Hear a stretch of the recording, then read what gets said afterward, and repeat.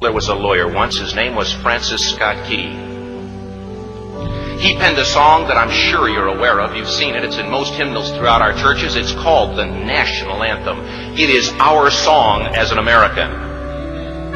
We go, however, to a ball game. We stand in our church services and we sing the words of that song, and they float over our minds and our lips, and we don't even realize what we're singing. Most of us have memorized it as a child, but we've never really thought about what it means. Let me tell you a story. Francis Scott Key was a lawyer in Baltimore.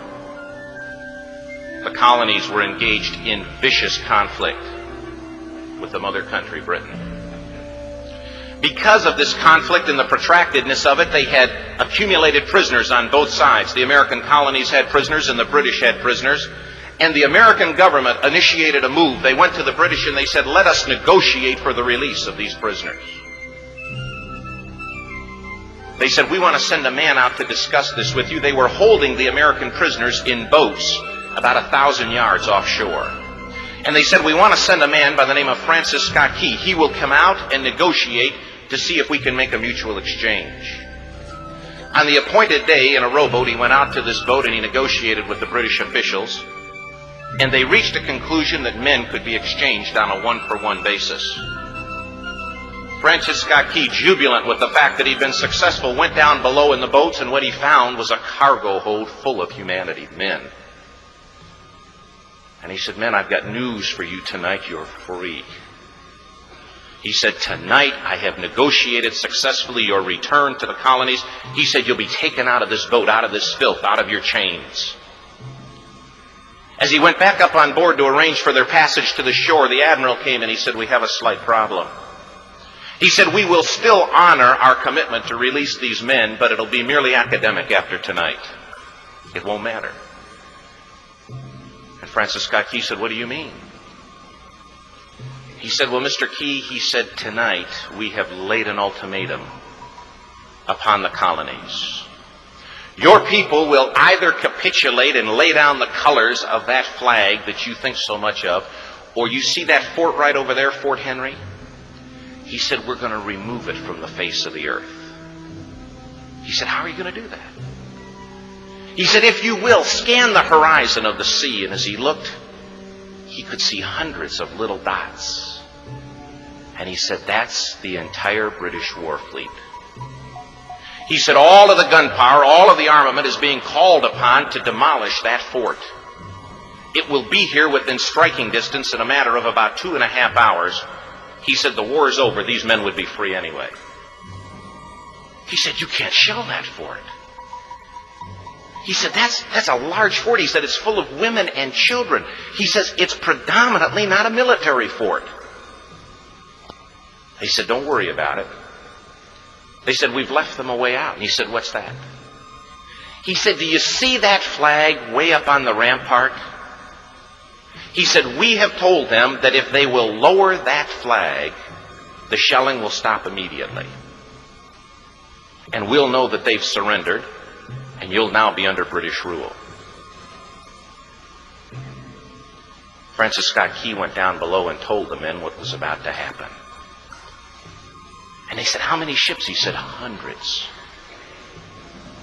The ships got closer. Francis Scott Key went back up on top and he said, men, I'll shout down to you what's going on as we watch. As twilight began to fall, and as the haze hung over the ocean as it does at sunset, suddenly the British war fleet unleashed. He says the sound was deafening. There were so many guns that there were no reliefs. He said it was absolutely impossible to talk or hear. He said suddenly the sky, although dark, was suddenly lit. And he says from down below, all he could hear the men, the prisoners, saying was, tell us where the flag is. What have they done with the flag? Is the flag still flying over the rampart? Tell us. 1 hour, 2 hours, 3 hours into the shelling, every time the bomb would explode and it would be close to the flag, they could see the flag in the illuminated red glare of that bomb. And Francis Scott Key would report down to the men below, it's still up. It's not down. The admiral came and he said, "Your people are insane." He said, "What's the matter with them?" He said, "Don't they understand this is an impossible situation?" Francis Scott Key said he remembered what George Washington had said. He said, "The thing that sets the American Christian apart from all other people in the world is he will die on his feet before he'll live on his knees." The admiral said, "We have now instructed all of the guns to focus on the rampart to take that flag down." He said, "We don't understand something. Our reconnaissance tells us that that flag has been hit directly again and again and again, and yet it's still flying. We don't understand that." But he said, "Now we're about to bring every gun for the next 3 hours to bear on that point."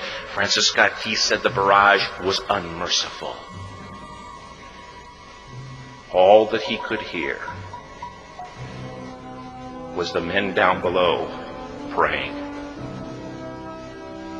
The prayer, "God, keep that flag flying where we last saw it." Sunrise came.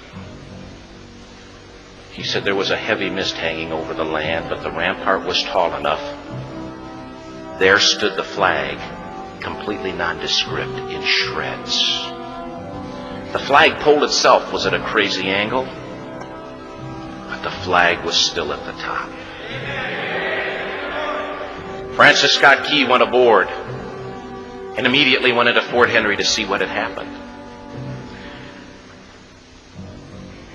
And what he'd found had happened was that that flagpole and that flag had suffered repetitious direct hits. And when it had fallen, but men, fathers, who knew what it meant for that flag to be on the ground, although knowing that all of the British guns were trained on it, walked over and held it up humanly until they died. Their bodies were removed and others took their place. Francis Scott Key said what held that flagpole in place at that unusual angle were patriots' bodies. He penned the song, "Oh, say can you see by the dawn's early light what so proudly we hailed at the twilight's last gleaming? Or the rocket's red glare, the bombs bursting in air, gave proof through the night that the flag was still there.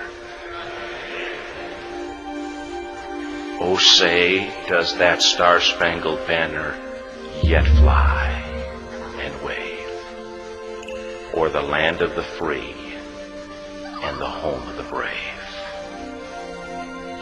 The debt was demanded. The price, it was paid. Oh, say, can you see